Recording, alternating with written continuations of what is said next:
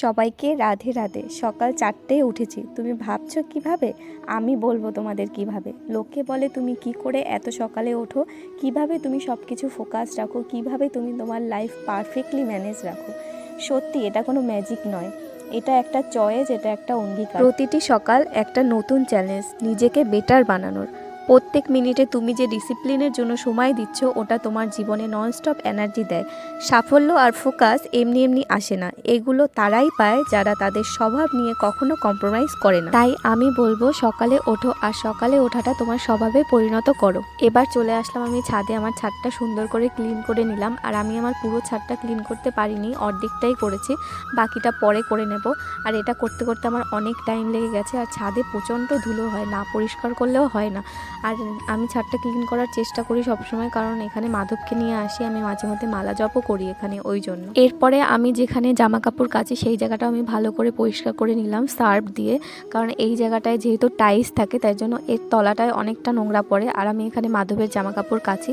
আর তোমাদের একটা কথা বলার ছিল, ভগবানের জামা কাপড়ের যে জলটা হয় সেটা কোনো গাছের গোড়ায় দেওয়া উচিত, যেখানে সেখানে ফেলা উচিত না। আর আমি সারাদিনে একটা না একটা টাইম বের করে নিই মালা জপ এবং নাম জপ করার জন্য, আমি এগুলো কখনোই বাকি রাখি না। এরপর আমি করে নিলাম 16 মালা জপ। আর গাইজ, নাম জপ তোমরা যেখানে সেখানে করতে পারো, কিন্তু মালা জপ করতে গেলে পরিষ্কার জায়গা এবং পরিষ্কার জামা পরেই কিন্তু করা উচিত। এরপর আমি সন্ধ্যেবেলা ভগবানকে দুধ আর বিস্কুট খেতে দিলাম, তাকে কিন্তু আমি খুব যত্ন সহকারেই দিই। আর তোমরাও যতটুকুই দাও না কেন, যতটুকুই টাইম দাও না কেন, আমি বলবো ভক্তি করেই দাও, সেটা 5 মিনিট হোক আর 10 মিনিট হোক। আর যারা একদমই টাইম পাও না ভগবানের সেবা করার, তাদেরকে আমি বলবো তারা মনে মনে হয় নাম জপ করো, আর নাহলে ভগবানের নাম স্মরণ করো। এরপর আমি আমার মাধবকে 6:30টার মধ্যে শয়ন দিয়ে আমি একটু রেডি হয়ে নিলাম, কারণ আমি যাব মন্দিরে, ওই জন্য একটু সেজে নিলাম। আর তোমাদের কার কার এরকম মন্দিরে যেতে ভালো লাগে আমার মতো? আর আমাদের এখানে একটা ইস্কন মন্দির আছে, সেখানে আমি মাঝে মধ্যেই যাই, আমার যখনই ইচ্ছে হয় তখনই যাই। কখনো কখনো সেটা মাসেও হয়, কখনো সপ্তাহেও হয়, কিন্তু আমি যাই।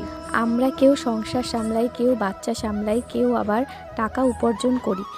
আমি মনে করি আমাদের যদি টাকা উপার্জন করার সময় থাকে, বাচ্চা সামলানোর সময় থাকে, একটা সংসার সামলানোর সময় থাকে, তাহলে আমাদের ভগবানের নাম স্মরণ করার জন্য সময় বের করতে হবে। নাম স্মরণ করার এবং ভগবানের সেবাকে আমাদের প্রাধান্য দিতে হবে। সব কিছু পরে হবে, কিন্তু ভগবানের স্মরণ আগে, এই চিন্তা রাখতে হবে। কেন? কারণ জীবনে প্রত্যেকটা মানুষ আমাদের ছেড়ে চলে যাবে, কিন্তু ভগবান আমাদের সঙ্গেই থাকবে। আমি মনে করি মন্দির একটা শান্তির জায়গা, সেখানে কিছুক্ষণ শান্তিতে কাটিয়ে তারপর বাড়ি এসে ডিনার করে নিলাম। সবাই খুব ভালো থেকো। হরে কৃষ্ণ।